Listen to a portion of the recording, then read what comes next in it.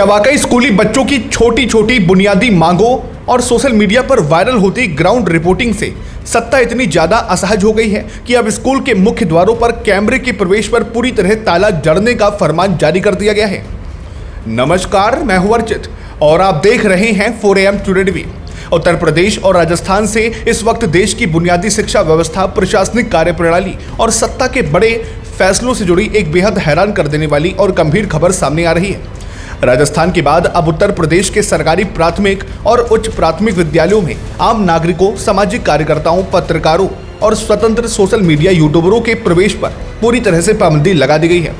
सरकारी तंत्र की तरफ से जारी इस नए और बेहद सख्त आदेशों के बाद अब कोई भी व्यक्ति बिना विभागीय अनुमति के विद्यालय परिसर में कदम नहीं रख सकेगा और ना ही वहां किसी भी तरह की वीडियोग्राफी, फोटोग्राफी या ग्राउंड कवरेज कर सकेगा। इस पूरे प्रशासनिक सिलसिले की शुरुआत सबसे पहले उत्तर प्रदेश के आजमगढ़ जिले से हुई, जहां 31 जुलाई को बेसिक शिक्षा विभाग की तरफ से पहला सख्त आदेश जारी किया गया था।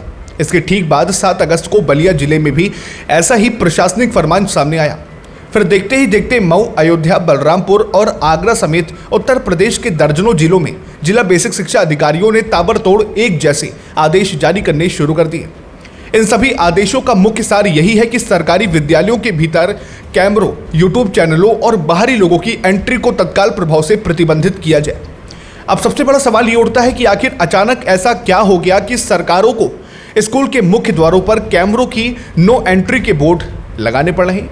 क्या वाकई में केंद्र और राज्य की डबल इंजन सरकारों का आत्मविश्वास स्कूली बच्चों के सवालों से इतना डगमगा गया है?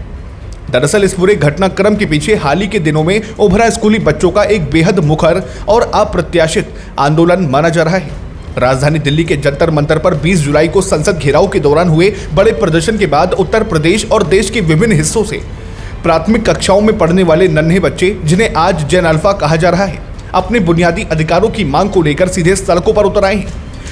इन सरकारी स्कूलों में पढ़ने वाले 10 से 12 साल के मासूम बच्चे क्लासरूम में टूटी छतों, बंद पड़े पंखों, टूटे ब्लैक बोर्ड, बैठने के लिए उचित डेस्क, अस्वच्छ शौचालयों, मिड डे मील की घटिया गुणवत्ता और सबसे बढ़कर विद्यालयों में नियमित शिक्षकों की भारी कमी को लेकर स्थानीय प्रशासन से सीधे सवाल करने लगे हैं।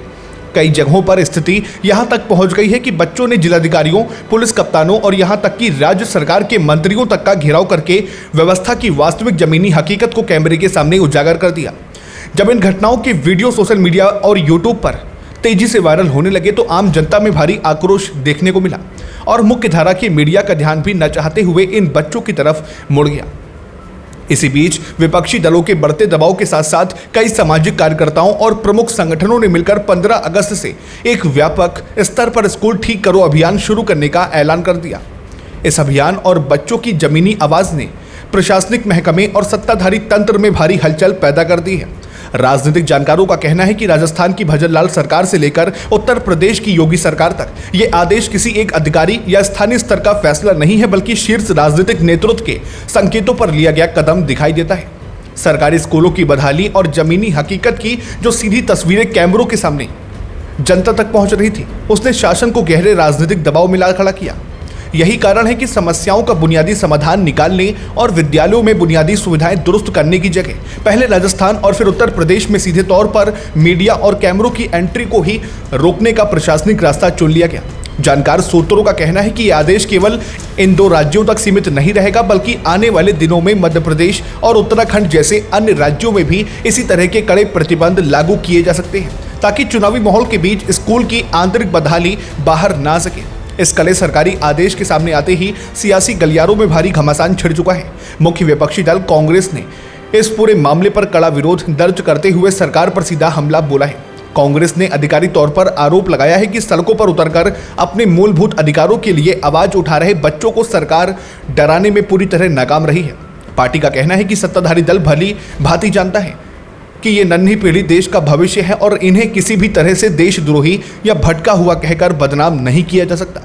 इसलिए अब बच्चों की जायज आवाज को दबाने और सरकारी विद्यालयों की बदहाली को दुनिया की नजरों से ओझल रखने के लिए कैमरों पर ताला लगाने का नया प्रशासनिक पैंतरा निकाला गया है। कांग्रेस ने यह भी कहा कि सरकार भले ही विद्यालयों के मुख्य द्वार पर पाबंदी लगा दे, लेकिन बुनियादी हकों को लेकर बच्चों के भीतर जागी इस जागरूकता और जमीनी सच्चाई की गूंज को दबाना नामुमकिन साबित होगा।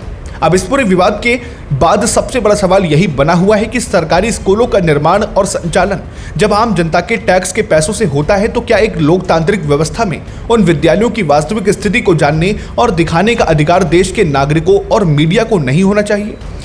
क्या कमियों को उजागर करने वाले कैमरों पर रोक लगा देने से शिक्षा व्यवस्था का संकट हल हो जाएगा?